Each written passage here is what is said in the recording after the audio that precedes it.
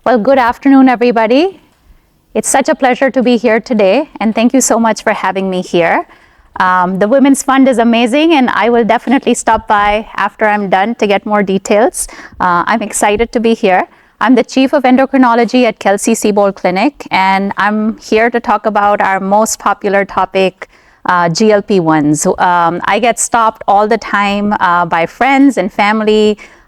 Social media has made GLP-1s very popular, and I'm here to talk about a lot of different things pertaining to them, and I'm happy to answer questions and concerns towards the end for sure. So GLP-1 medications, are they right for you? So this is me, and I see patients at our Meyerland clinic in Meyerland Plaza, and then I also go to main campus, which is on Holcomb and Kirby. So how did these medications start? We were looking for different ways of managing diabetes, type 2 diabetes specifically, and GLP-1s, which stands for glucagon-like peptide 1, this is a hormone that is produced in the gut, and it was found to stimulate insulin, right? Insulin is the hormone that lowers our sugars in diabetes, and it also lowered a hormone called glucagon. Glucagon is the exact opposite of insulin. Insulin lowers our sugars, and glucagon raises our sugars. And so what this hormone was doing, it was raising our insulin and it was lowering our glucagon, and hence it was used to control our blood sugars. Our human body produces this hormone, but it gets broken down with the help of an enzyme within minutes, so it couldn't be used as a drug long term. But we found that a reptile, Gila monster, they basically produced a venom that prevented the degradation of this hormone, and hence these hormones lived for a little bit longer and they could be used as medications. And that's how they came about. Okay, they worked on manufacturing these, synthesizing the active peptide, and after this journey that started in 1990, in 2005, when I was actually a resident, the first medication came out. It was called Byetta. It was an injection twice a day, and it had a lot of GI side effects, so it wasn't as popular, but we were intrigued by it and we were using it in a lot of patients at that point in time. And then newer and more effective versions with lesser side effects have come across. So in 2010 came across a medication called Victoza. That might be a name some of you might have heard of. It was a once a day injection, much more effective than Byetta, and lesser side effects. So that was a game changer, I would say. And that's when I was an endocrine fellow and I was using it like candy. We were prescribing it to every diabetic who came into our clinic, and it was a game changer for us. It prevented us from, or it helped us from using insulin in certain patients, and we were able to stay off insulin. Most patients don't want to get onto insulin, and we were able to use these medications instead of insulin, which was very promising. And then in 2017 came out this medication called semaglutide, which is Ozempic. That's a name most of us are familiar with.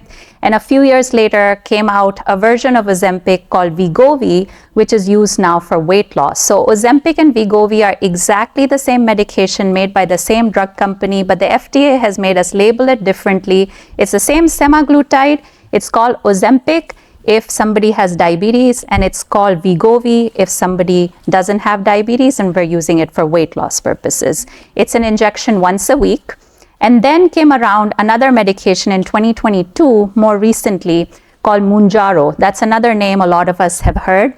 This is a little bit of a different molecule, but it's again a once a week injection. And Mounjaro is FDA approved for people with diabetes. And similar to the Ozempic and Wegovy, we have Mounjaro for people with diabetes, and we have Zepbound, which is exactly the same as Mounjaro, which is again a once a week injection, which is approved for people without diabetes for weight loss. These medications became very popular over COVID. Social media, 2020, 2021 just, blew it through the roof, and most of us got familiar with these medications at that point in time. Now, once we started using these medications with our diabetics, we realized that people were actually losing weight, which was surprising, because when we put people on insulin, most people would gain weight, which would make our problem worse. But we noticed that people were actually losing weight. That was not something that we really expected. We were looking at the insulin production and the glucagon going down and our sugars being controlled, but we realized that they're causing two other things. One, they're telling our brain, the satiety center in the brain, that you are full and you don't need to eat more. So that was another mechanism of action. And the second mechanism of action actually slowed down our stomach emptying. So our stomach typically empties in 2 to 3 hours. So if I eat breakfast at 8, typically by lunchtime at 12, like right now, our stomach is empty, we're feeling hungry and we're ready to eat. But this slows down the stomach emptying to 4 to 5 hours, and hence we feel fuller for a longer period of time. So when lunchtime comes around, we have lunch in front of us, we're used to eating lunch. We will eat lunch, but we will probably get satisfied with a smaller portion, and hence we will eat smaller portions during the day. Also, if our stomach stays fuller for a longer period of time, what happens is we snack less, right? Very often, by the time we get home at 5, 6 p.m. after work, we're typically hungry because our stomach is empty and we're ready to snack, and we end up snacking on things which are not the best for us, and that's why we tend to gain weight. So these medications keep our stomach fuller for a longer period of time, so we eat smaller portions at our meals and we snack less, and hence our calorie consumption is lesser, right? So that's the basic mechanism of action there. So why are we really talking about it? Because diabetes and obesity are very, very, very prevalent in our country. So if I give you some stats, as far as diabetes goes, they say 1 in 10 Americans have diabetes. So if we're, 50 people in the room, right? 5 of us have diabetes, maybe more. Pre-diabetes, which is a precursor of diabetes, is way more prevalent. 1 out of 3 Americans have diabetes. Think about it. If we're 4 on the table, 1 or 2 might have diabetes. And I don't mean to point to your table, I apologize. But I'm just saying that pre-diabetes is very, very prevalent. When we talk about obesity, we have the Centers for Disease Control and Prevention study, which was held between 2017 and 2020. It showed nearly 42% of American adults are obese, and this was a 30% rise from the year 2000. Now, when we talk about being overweight or obese in our country, 60 to 70% of us are either overweight or obese. So it's a very, very big problem. So if we can do something to lower our diabetes, to lower obesity, that can really help decrease the risk of heart disease, decrease the risk of stroke, and it also can help decrease the risk of certain cancers as well, right? So these medications, Ozempic, Wegovy, Zepbound, Mounjaro, they all got FDA approved initially to treat diabetes, and then they got approved later to help with management of weight as well, right? So these medications, as I said, they raise our insulin, and insulin helps lower our sugars. They lower this hormone glucagon, which actually raises sugars typically, but once the glucagon goes down, our sugars go down as well. They tell our brain that we're not that hungry. We get full pretty quickly after eating a smaller portion, and they slow down our stomach emptying, so we feel fuller for a longer period of time. We eat smaller portions of food and we snack less, right? In addition to weight loss, we've seen a lot more benefits as well. I really want to stress on improving liver function, and we'll talk about it a little bit more later. And they also lower the risk of stroke as well as kidney disease and heart disease. They probably decrease the risk of heart attacks, strokes, and death from a cardiovascular cause by almost 20%. It's pretty significant. So as far as the heart health goes, weight loss reduces pressure on our arteries and lessens the workload on our heart. Our heart has to work really hard. So this helps it work, on a more optimum basis. It can help, the weight loss technically helps lower our bad cholesterol. So our bad cholesterol is called LDL. We call it L for lousy. LDL is our bad cholesterol, or lousy cholesterol, and it helps lower it. And it also helps lower another cholesterol molecule called triglycerides. And on the flip side, it helps lower our HDL, so H for happy. So HDL is our happy or our good cholesterol, and it helps it raise that, which helps clear plaque from our blood vessels, right?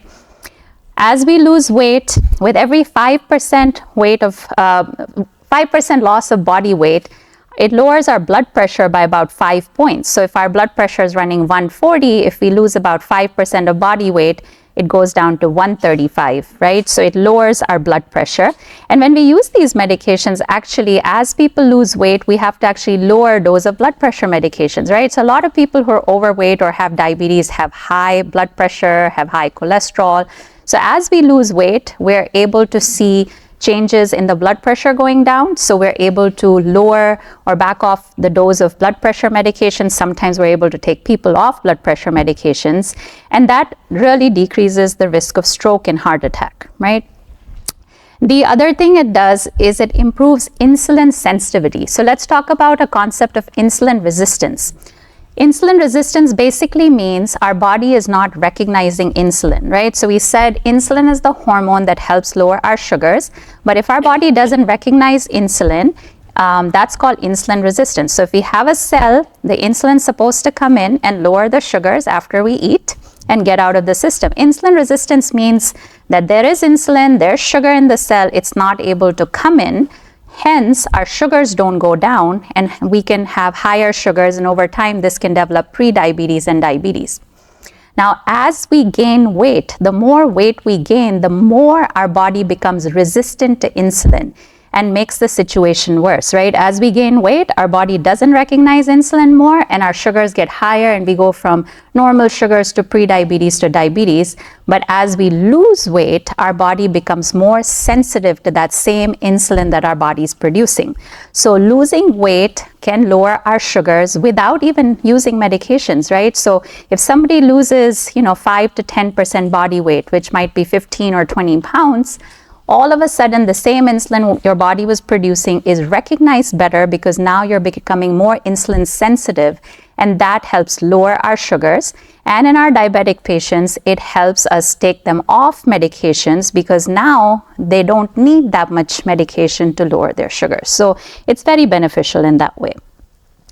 The other thing is helping with joint pain. So as all of us are getting older, we are having a lot of joint pain, especially, in our knees or our lower back. And we have studies showing that if we lose, even 10 pounds, which doesn't sound like that big an amount, we can remove roughly 40 pounds of pressure from our knees. So think about it.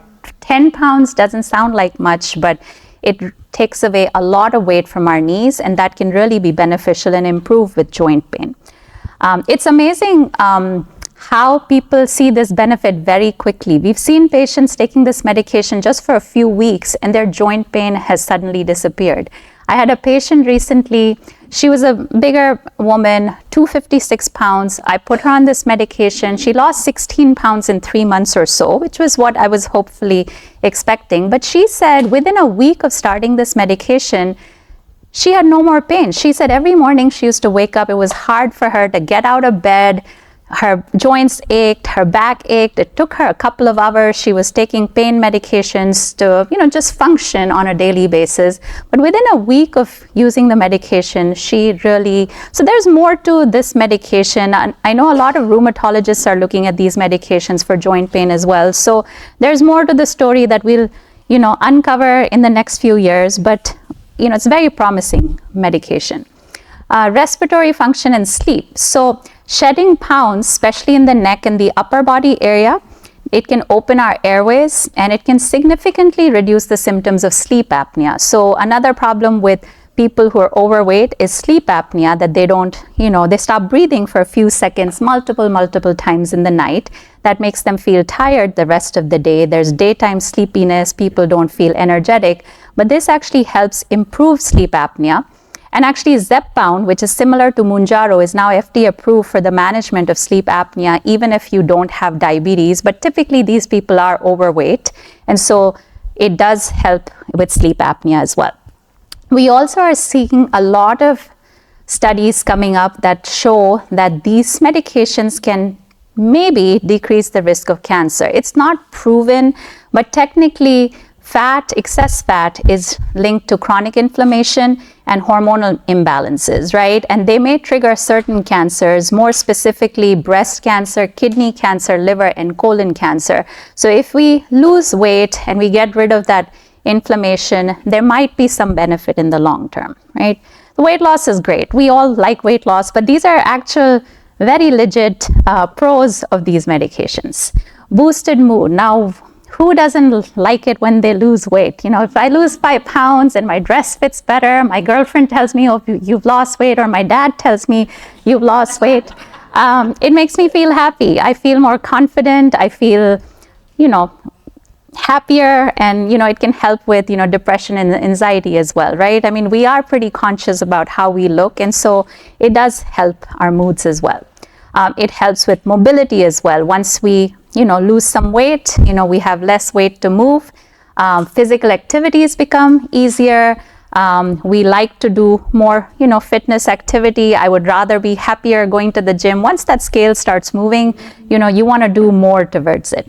It also helps with fertility in women. So even losing 2 to 5% body weight helps with the ovulatory function. So we see this very commonly in a syndrome called PCOS, polycystic ovarian syndrome, in which women have irregular cycles and it's very hard for them to conceive. The basic cause of PCOS, again, is insulin resistance, the same concept that happens in diabetes and prediabetes. And so if we have these women lose weight, they again become sensitive to insulin, which is the underlying problem, and their cycles become more regular and it helps them conceive. So with PCOS and even obesity without PCOS, weight loss does help regulate the ovulation and it helps with fertility. So it's a big plus there as well. Now, are these medications right for you, right? So adults who are overweight or obese and have some weight-related comorbidity, we can certainly use diet and exercise, but these medications can help us. Now, I wanted to take a minute and describe what is overweight, what is obese. So based on weight and height, we calculate a number called BMI, which is the body mass index, right? So a normal body mass index is anywhere between 20 and 25. If this number gets higher, that means you become more overweight or obese. 25 to 30 is considered overweight, and if you're over 30, that's considered obese. There is another word that I don't like using, but it's called morbidly obese. Not something that we like to use, but per definition, if this number, this BMI is over 40, which is a pretty heavy person, that's called morbidly obese, right?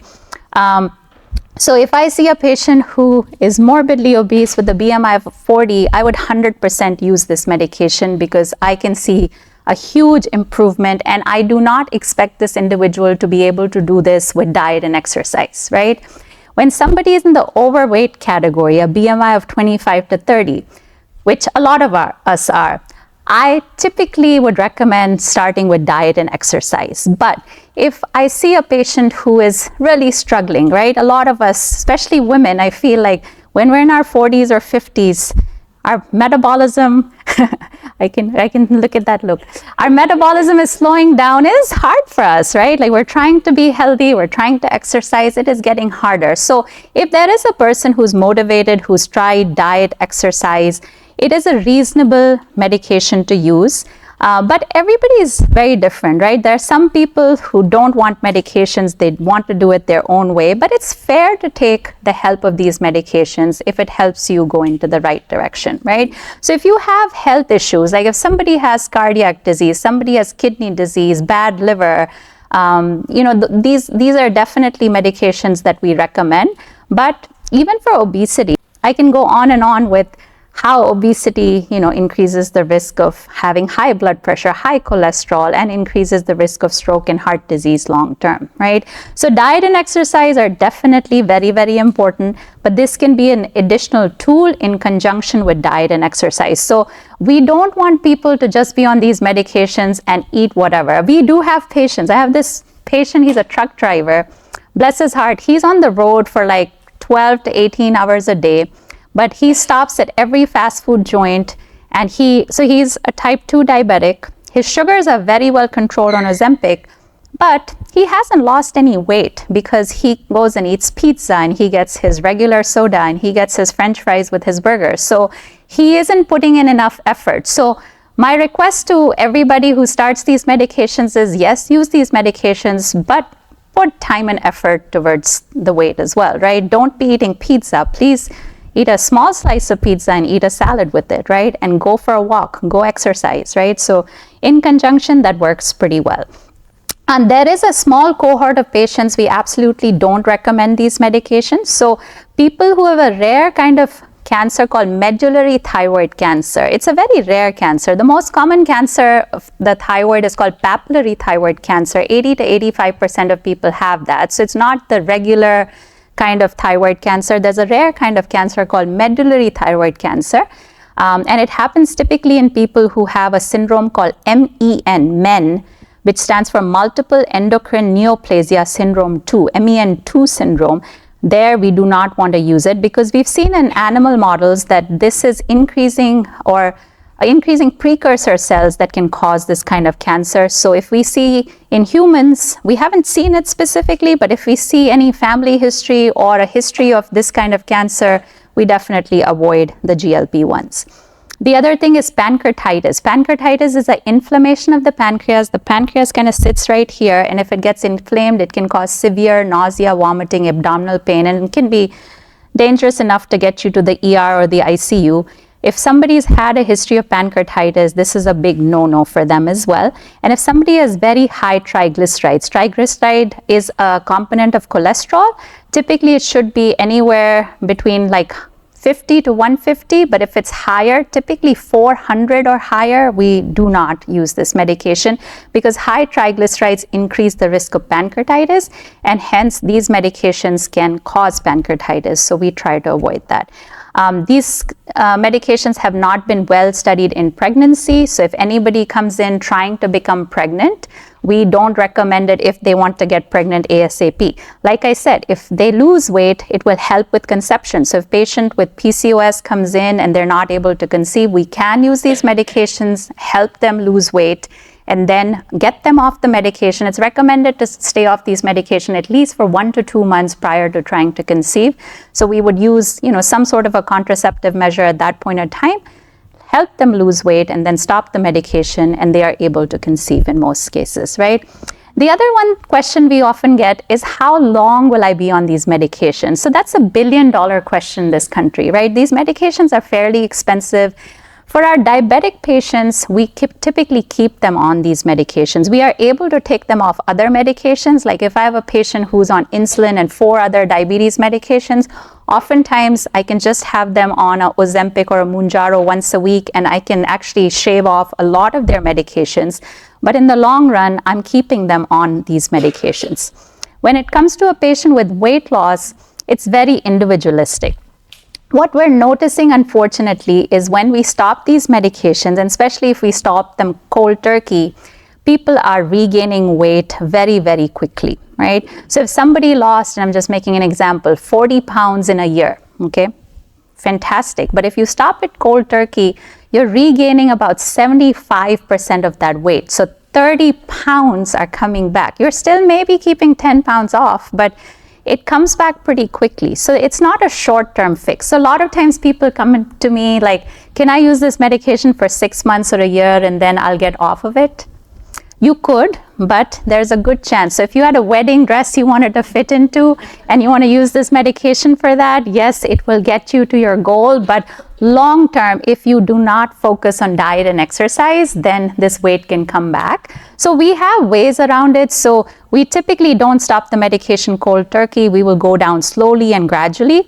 So all of these medications come in multiple dosages. We start with the low dose and we go up slowly. And similarly, when we're trying to stop them, we go down slowly and we don't take you off immediately. So if we do it in the right fashion, it can help you keep off the weight longer term.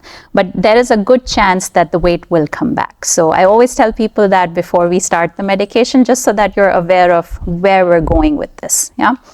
As far as weight loss, most of the studies that were done are showing about a 10 to 15% body weight loss. But now we have higher dosages of these medications. They're showing up to a 20% body weight loss, right? So if somebody's 100 pounds, I'm just doing the math in my head, 20% is 20 pounds, right? A 100-pounder doesn't want to lose weight anyways. But if we go to 200 pounds, then you're losing 40 pounds. That's a pretty substantial weight right? So think about it. Somebody is 200 pounds, you're losing 40 pounds, which is similar to what people lose with like a bariatric procedure. And we'll talk about them in a minute. But the weight loss is pretty comparable, especially if people are on it on a higher dose long term. Yeah. GLP-1s, as we said, will help lower sugars, help lower blood pressure and cholesterol as well. And then they have this regulatory function on the stomach emptying and the satiety. And so it helps you lose weight with better, healthier eating habits, even when our willpower starts to wane, right? Like we all get motivated that we're gonna work on our diet. There will be few weeks I'll be going to the gym very often. I'm eating really healthy, but then something happens that I slack off, right? My willpower slacks off. It might be because, I'm busy with a presentation, or something's happening with my mom, or something's happening at school. Life happens, and then we fall off that bandwagon. This will keep you on track. So it really, really curbs your appetite and helps you keep on to your weight loss journey. As far as cardiovascular health, we talked about it reduces the risk of heart disease, it reduces the risk of stroke and cardiovascular death as well. And then they help reduce liver fat in patients with fatty liver disease. So this is called non-alcoholic fatty liver disease. So again, part and parcel of insulin resistance. This is not people who are drinking alcohol, because alcohol can affect the liver. But these are people who are just overweight or have insulin resistance. They might have diabetes, they might have pre-diabetes, they might have PCOS. And so fat goes into their liver that over time can cause something called liver cirrhosis, which is a dangerous situation. So this is a reversible disease, and weight loss helps with insulin sensitization, right? So as we lose weight, our body becomes more sensitive to insulin. And once we become sensitive to insulin, that fat kind of comes out of the liver, and it helps improve liver function long term. Wegovy has been FDA approved for fatty liver. So I told you for sleep apnea, Zepbound has been FDA approved. Wegovy, which is similar to Ozempic, is FDA approved for fatty liver. I mean, either one of them can be used, but label-wise, this is the one. Zepbound, similar to Mounjaro, has been FDA approved for sleep apnea, and Wegovy has been FDA approved for fatty liver, but they work very similarly. Yeah. The other thing is we're noticing that they can potentially reduce the risk of addiction, specifically alcohol addiction. So they're actually doing studies in alcoholics and using these medications to prevent them from drinking. Again, food is addiction in some ways, alcohol is an addiction, so that's where the concept's coming from. Studies are ongoing, and this might be an answer to alcoholism in the future as well. So cons. The one biggest con is the cost. And I'm just smiling because I deal with insurance coverage for these medications on a daily basis. These medications are very expensive. They're at least out of pocket, at least $1,000, like $800 to $1,200 a month. Now, certain insurances will cover these, certain won't. Most insurances cover them fairly well if you have diabetes. If you have diabetes, this medication, depending on the insurance plan, can be anywhere from a $0 copay to maybe $200 is the max I've seen. But most people, it's $25, $50, which is a reasonable amount for these medications. But if you don't have diabetes, a lot of insurance companies are not covering these medications, and a lot of times people have to pay out of pocket, or these drug companies have created a lot of voucher cards that we're able to use. But there are ways and means of getting these medications. So Zepbound, for example, there's a program called Lilly Direct, and they have really lowered the price. It's not cheap, but it's as low as $349 for the lowest dose, but it comes in multiple dosages, and the price kind of goes up, and it goes up to about $500 a month for the highest dose. It's cheaper than that $1,000 sticker, but it's still pretty expensive.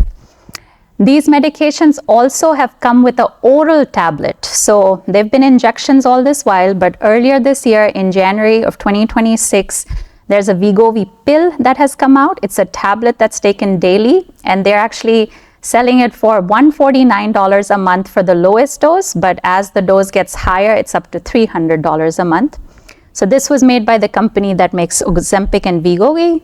And then to get market share, the company that makes Mounjaro and Zepbound has come out with their tablet in April of 2026, just a couple of months ago, which is called Foundeo, and the pricing is exactly the same, starting as low as $149 a month, but the cost does go up to $300.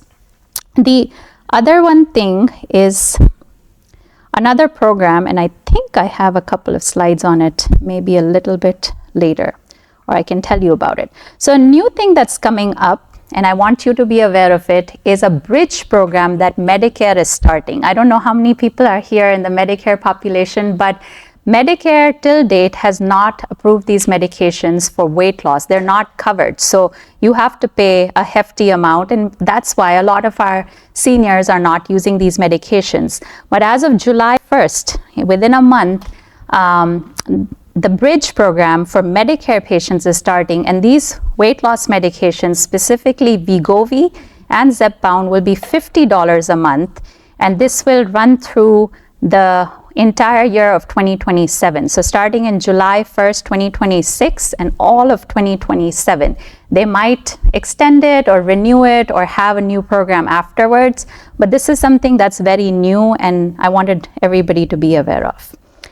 The other thing we talked about is lifelong use. A lot of times when we stop these medications and we don't work on our diet and exercise, the weight can come back. It is okay to stop the medication and restart it later on as well. Again, we play it by ear. Everybody has their own journey. There are people who are able to stay off medication, but I will say majority of the people end up regaining weight and might need to restart the medication, versus we often tell people to stay on the medication. When we start tapering the medication, a lot of times people notice the weight gain and they're like, no, I want to stay on the medication. So it's a very individual decision and you have to talk to your provider and see what works best for you, right? GI side effects is one of the biggest things. So how are these medications working? One of the big mechanisms is they slow down our stomach emptying. So the whole idea is to make you feel full, but that's where the side effects come in from. So when your stomach is full, when you start eating, you start feeling nauseous. Is that sort of feeling that tells you you've eaten too much, you don't want to eat more? That's the nausea, and that's how the medication really stops you from eating more. It can cause some vomiting. Vomiting's fairly rare, but nausea is pretty common. It's slowing down your gut, and there's a slowing down downstream, so constipation is actually very common as well, but some people can have diarrhea as well, and it can cause bloating, that sense of fullness. It can sometimes cause, stomach discomfort, queasiness. Those are one of the most common side effects, and that's why we start with the lowest dose and then we go up slowly and gradually as your body tolerates. There's some people who don't have a lot of side effects even on the highest dose, but there's some people who have a lot of side effects even on the lowest dose. So we always start with the lowest dose and then we go up slowly and gradually at your own pace. Yeah, it can also cause fatigue, dizziness, headaches. It can cause some redness or itching at the injection site. That's not that common, but typically it's the GI side effects, but your body gets used to it pretty quickly. The other concern is loss of muscle mass. Now, if we lose weight by any fashion, by these medications or any other form, diet and exercise as well, you will lose muscle. You will lose some fat, but you will lose muscle. About 30% of the weight loss can be from muscle by any way, but one of the concerns that's coming in is people are losing maybe more muscle, and then when you regain the weight, you're regaining more fat and not muscle. So something to keep in mind. So whenever we start patients on these medications, we want to make sure that we are eating a lot of protein. Protein helps maintain muscle mass. So that's a one big thing. And then the other thing is strength training exercises, right? So exercise is fantastic in any shape or form. Walking is one of the best ways. It's easier to do. It's easier on our joints. It helps with, increasing our cardiovascular rate, and it helps with weight loss, but it doesn't help us maintain muscle mass. So we highly recommend weight training, and it could be something simple at home. You don't have to hit the gym, but 2 or 3 days a week, muscle training is very important. And all of us, as we're gaining weight, we're noticing we're losing muscle mass. So we all should be doing this irrespective. Yeah. We are also noticing that with sustained weight loss, this can accelerate bone loss, and it can increase the risk of osteoporosis, which can cause fractures in the future. So that's something to keep in mind. We typically monitor bone density when patients are on these medications, typically if they're older. And then the other serious risk could be the pancreatitis I talked about, gallbladder disease. Very rarely it can cause acute kidney disease. And then the thyroid C cells, that's the one with the medullary thyroid cancer, has been seen in the animal studies. Now, long term, we'll find out more, but they are also concerned about some neurocognitive issues, optic neuropathy. This is our optic nerves that can be affected. We don't have enough data on that, but as I said, these medications came out in 2005. We've had data for about 20 years now, so we feel very comfortable using these medications. They're right in in safe hands, but make sure you go to a physician to get these medications. There's a lot of med spas, there's a lot of online providers. They're not giving you the FDA approved medications sometimes, so you have to be careful because there are rare but some serious side effects that can happen. Another one thing, and this was kind of interesting to me myself, I don't necessarily look at aesthetic concerns as much probably, but what I noticed was looking at the stats, about 2/3 of the patients, who do lose weight have aesthetic concerns like sagging or excess skin. Any weight loss, and especially if it happens quickly, that would be an aesthetic concern. But about 2/3 of the patients are noticing that.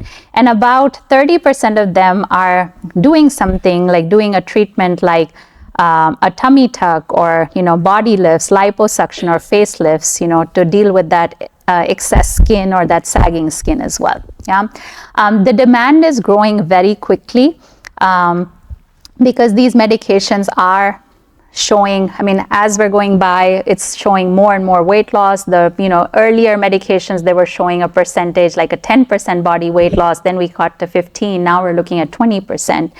So the demand is definitely growing quite a bit. And then there's a term called Ozempic face. So a lot of times when I see people in the audience even, I can look at a face and I can say, that looks like a Ozempic face. When people lose weight very quickly, you might have a friend or, a colleague that you might have noticed who's lost a lot of weight. You can see their cheeks are in, you can see that they're probably on one of those GLP-1s. So people are now using procedures like fillers or skin tightening devices to improve that deflated sort of appearance because of rapid weight loss. So slow and steady wins the race. Try not to be in a hurry, just slowly and gradually, going up on the dose of the medication would be beneficial. As far as bariatric surgery goes, bypasses and sleeve gastrectomies are the most popular procedures. They typically achieve a weight loss of anywhere from 20 to 30%. But we're actually propagating this more than GLP-1s in certain situations. So if somebody comes in with a BMI of 40 or higher, we know they need to lose at least 20 to 30% body weight. Even though it's a big cost, it costs anywhere from $18,000 to $23,000. But we think this will be more cost effective in the long run because it will help you keep your weight down as opposed to the GLP-1s, which yes are pricey, but you would need to stay on them long term, and if you stop, that weight can come back again. So for certain people, especially our rule of thumb is BMI 40 or higher, we're recommending bariatric procedures as opposed to using GLP-1s. There's another thing called endoscopic intragastric balloons. So they basically put a balloon in your stomach, which makes you feel fuller. And that can also achieve a weight loss of 10 to 15%. But again, the benefit is temporary and not as cost effective as surgery. So if considering a bariatric procedure, we typically go towards a bariatric bypass versus a sleeve gastrectomy. A bypass helps you lose more weight. A sleeve gastrectomy makes you lose a little bit lesser weight. Bypass is a little bit more invasive compared to a sleeve gastrectomy. And then why are patients using GLP-1s? So 1 in 8 adults are using GLP-1s for weight loss purposes, and this increases to 4 in 10 adults with diabetes or chronic conditions. And then how do patients get these medications? So This data showed us that about 80% of the patients get them from their primary care providers or their endocrinologists. About 10% of the patients are going to medical spas, and about 10% are going to online providers or websites. It's fair to go to online providers and websites, but you have to make sure that they're giving you the FDA approved product. A lot of times they're giving you compounded medication, which is not approved. At least at Kelsey, at our practice, we do not prescribe those. They are cheaper, but we still don't prescribe those because they haven't been well studied. We don't know if it's going to cause problems in the short term or the long term. And we don't recommend going to these online providers or spas for these medications. We're very strict about it, at least at our practice.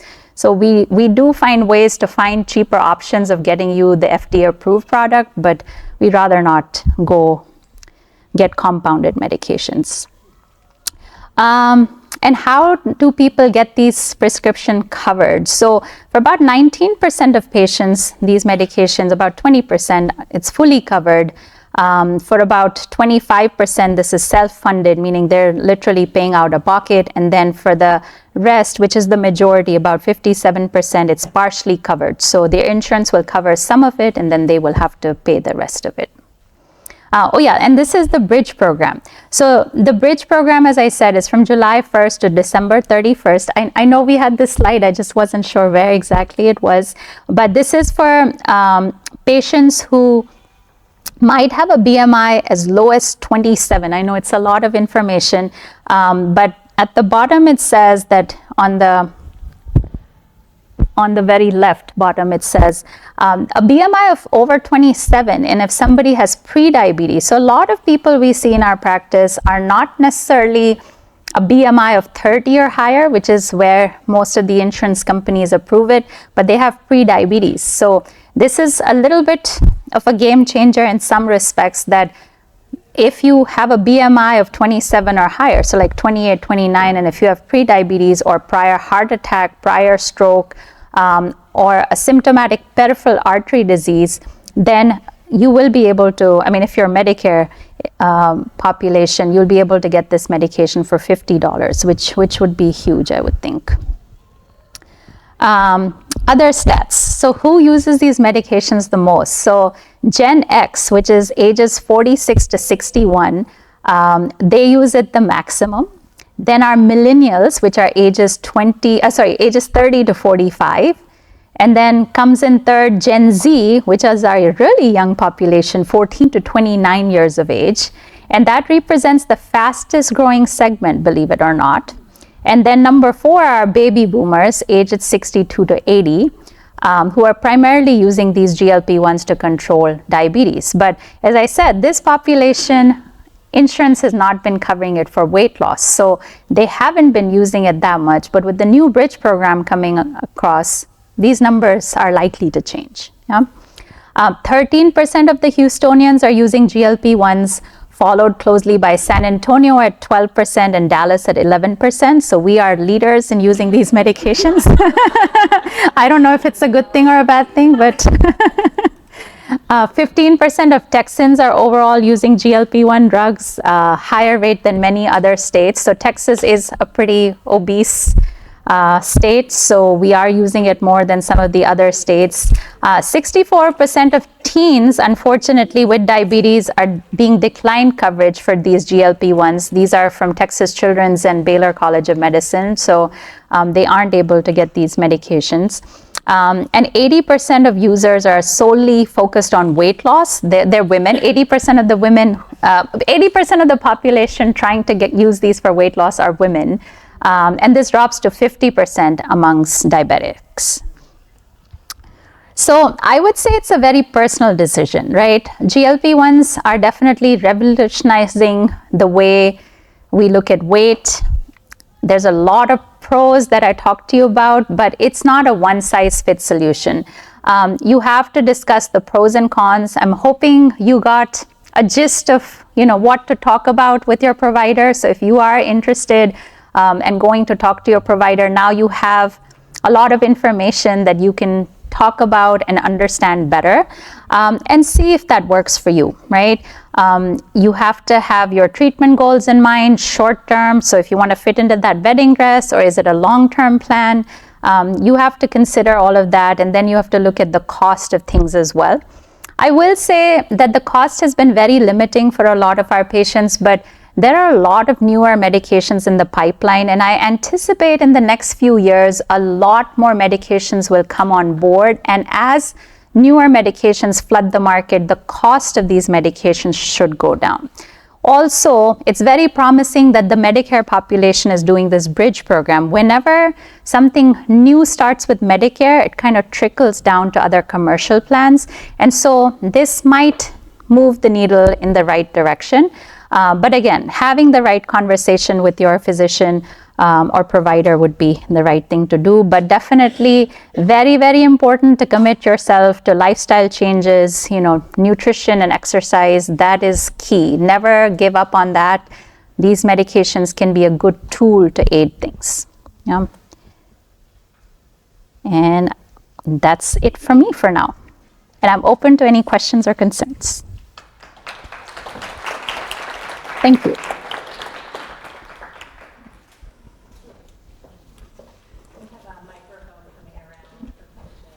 I have several friends lately that are going into surgery, and their doctor said if you're on GLP-1, get off for 3 months before, and if you're not on GLP-1, don't get on it until after surgery. Why is that a concern for surgery? Yeah, so these medications are slowing down our stomach emptying, and then we are making our stomach even smaller during surgery. So typically we want to stop these medications for some time, right?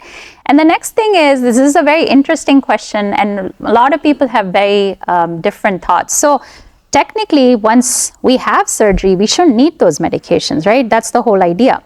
But there's a group of bariatric surgeons, and I know both sides, or I have friends on both sides of the fence, that some say that right after surgery, within 3 months or so, that we should put them back on GLP-1 so that they're able to lose more weight quickly. But then there's another cohort that says that we've already shrunk your stomach, right? Like the whole idea is, and why do we need to slow it down further? So this cohort says the weight loss will happen faster, but this cohort says it's better to happen slowly, right? And I am probably the one on this side that it's better to happen slowly, because if people lose weight very quickly, it can cause a lot of problems, right? So slow and steady wins the race. So we typically, in our practice, most of us endocrinologists, we will stop GLP-1s about a few months, at least 2 months prior to, and then we keep them off of it for at least 3 to 4 years. But sometimes we're noticing that weight tends to come back, and at that situation, you can restart the medication. But after a bariatric procedure, people are losing a lot of weight by itself. So why add an additional medication? Because it causes a lot of GI side effects, right? Right after, I don't know if you've had friends who've had a bariatric procedure, they're already dealing with GI side effects, absorption issues.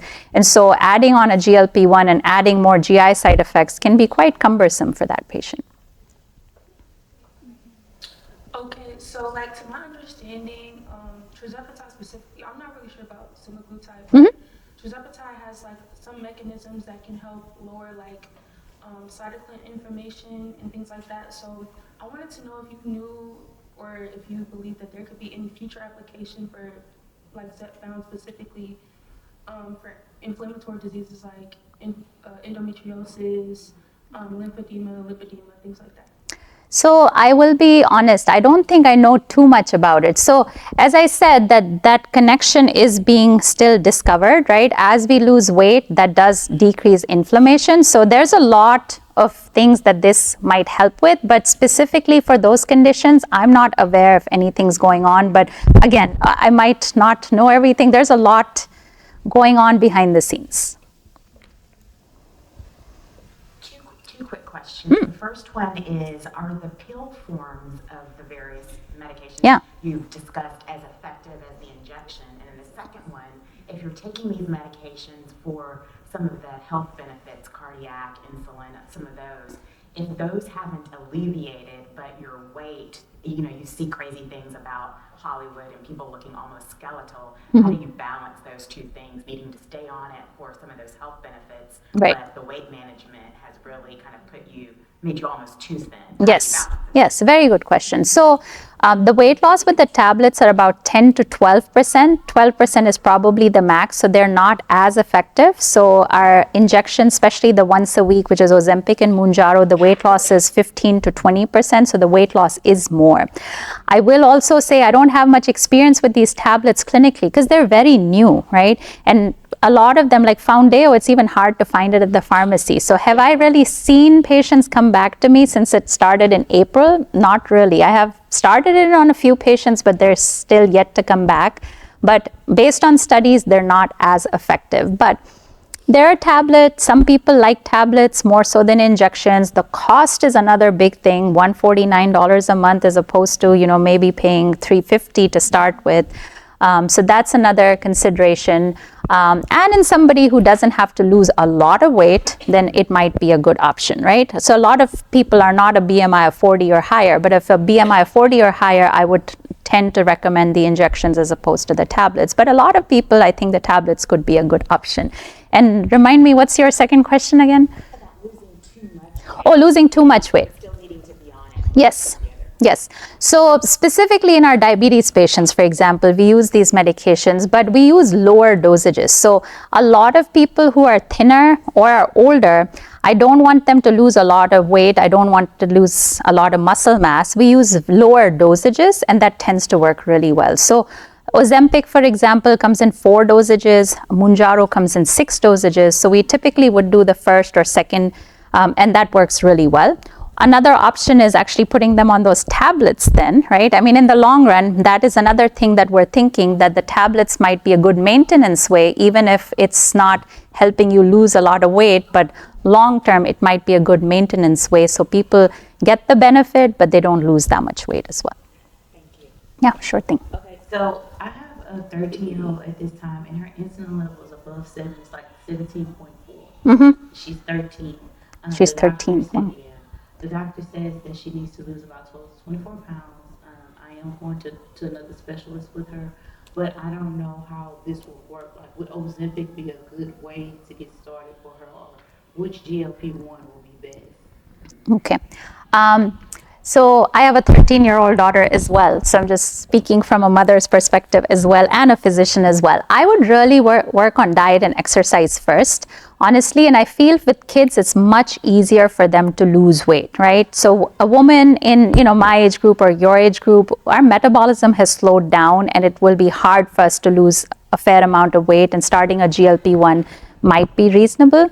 I would really focus on diet and exercise, right? That's my recommendation. If my daughter was there, that's what I would do. But Ozempic is the one that's approved. I don't treat kids, I treat only adults, but my understanding is Ozempic is the only one approved for kids. I think, and I might be wrong, Mounjaro isn't covered for kids yet, or approved for kids as of now. So Ozempic would probably be my go-to in that situation. Yeah, but I think kids, if you have them eat right, exercise, they lose weight very quickly.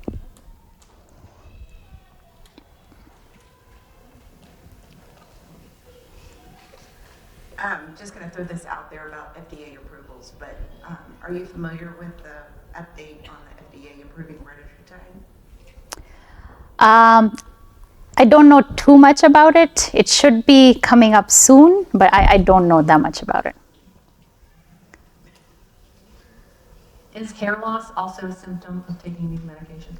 Yeah, but more specifically with Mounjaro, we have seen a lot of weight loss, but we attribute some of it to losing weight very quickly. So if you lose a lot of weight very quickly by any method, typically hair loss does happen, but more specifically with Mounjaro, we are seeing some hair loss.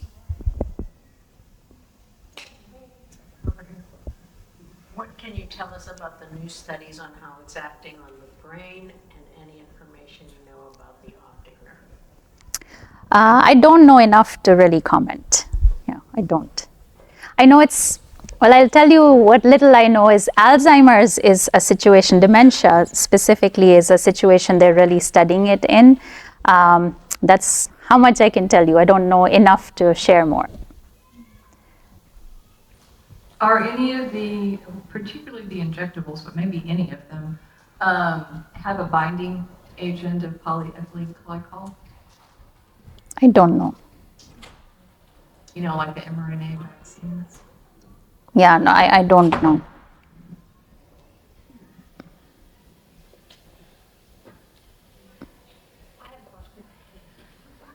I may have missed the part where you talk about long-term effects of these, not only the Mounjaro and Ozempic, but the compounded medications. What do you think about people being on them for 10 plus years? Have there been studies before they came out to show any sort of, negative, positive effects of long-term use? Yeah, I mean, we have a lot of patients on these medications for a long time. As I said, these medications have been on the market for 20 years or so. I've been in practice after my training for 17 years. So I do have patients, and I might not have followed them personally, but we do have patients with type 2 diabetes on these medications long term, and they seem to be doing fairly well. Yeah. Okay, we have time for one more question. Anybody? Okay, that way.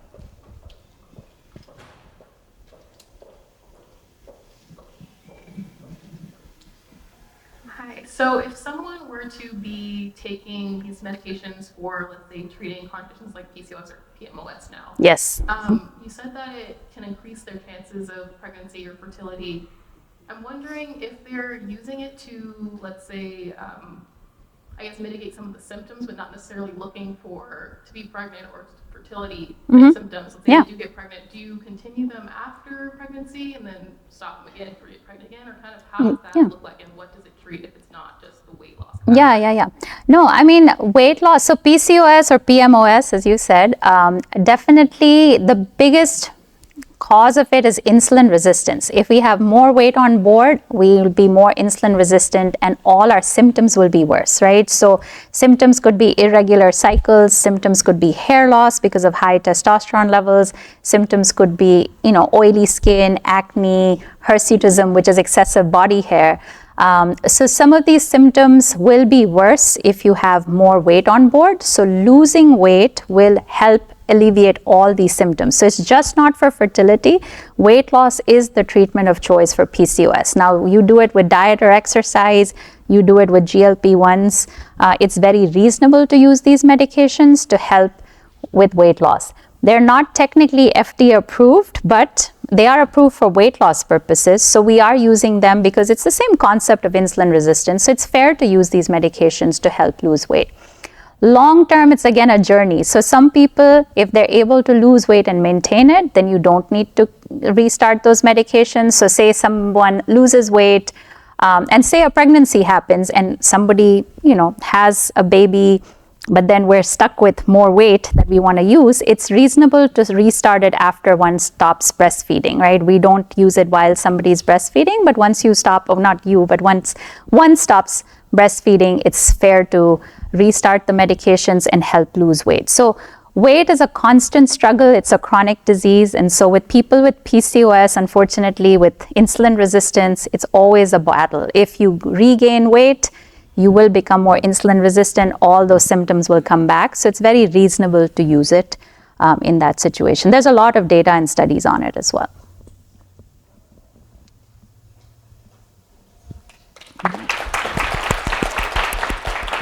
Thank you.